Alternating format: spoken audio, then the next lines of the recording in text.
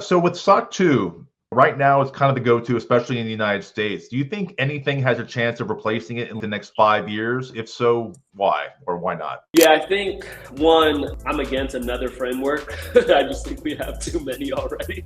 But I do feel a shift in the winds with SOC 2.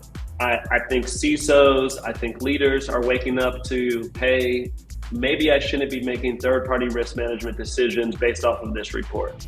Maybe I should be doing a little bit more. So I think there's some awareness and acknowledgement that's starting to happen. I frankly think what's going to happen is, and a buddy of mine came on Cyber Takes and had this take. His name is David Foreman. He runs a company called Mastermind for ISO certifications. He talked about how SOC 2 or just compliance in general is headed towards another Enron moment, which is kind of funny because that's kind of full circle, right? If you think about the origin of SOC 2 came out of SAS 70 and it started from Enron. So like if we circle back to get there, it's like, all right, well, we went a long way to come back to the same spot. But the reason why he mentioned that is because of how muddy the waters are getting with PE money involved in these assessors and GRC platforms, sometimes under the same umbrella, and the incentives are misaligned, and just the amount of smart money from VCs and private equity that poured into this industry, it's going to open us up to some conflicts that I think, if he's right, if his prediction comes true,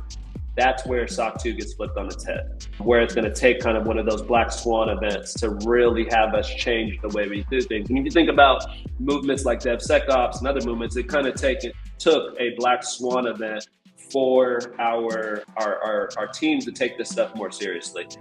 I would hope that one of two things happens. Either the AICPA wakes up from their deep slumber since 2018, and I say 2018 because if you are going through a SOC 2, the trust services categories that you are, and the SOC 2 guide that your auditors go off of was written in 2018. It actually was probably written like in 2016 because it takes a very long time for those guides to come out. So it's very old. If you think about how much technology has changed from 2018 to now, it's insane. And it's only going to change probably 10x more between now and the end of the year. So the AICPA could do something here. They have an opportunity, and a lot of people tell me there's something going on behind the scenes. We'll see, right? I'm not confident. I'll just say that. I'm not confident. I think the other thing that happens are, we're in a copycat industry.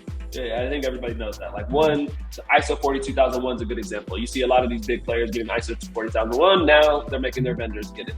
So I think what happens is the Enron moment, black swan event happens, and SOC 2 is no longer looked at as I must have to go through third-party risk management. I think in this era of AI and AI agents, there's a great opportunity for third-party risk management to have agent-to-agent communication, to be really customized and context-driven. But I hope there's not another framework that comes that replaces SOC 2. I either hope the AICPA does something, or we just use one of the other industry standards that exist. So whether that's, if you're in the financial space, PCI DSS. If you're in healthcare, high trust. If you're in the government, FedRAMP, right? There's a lot of other things that you can go industry specific, where SOC 2 is kind of this big umbrella over everybody that I hope, we just got to get rid of it.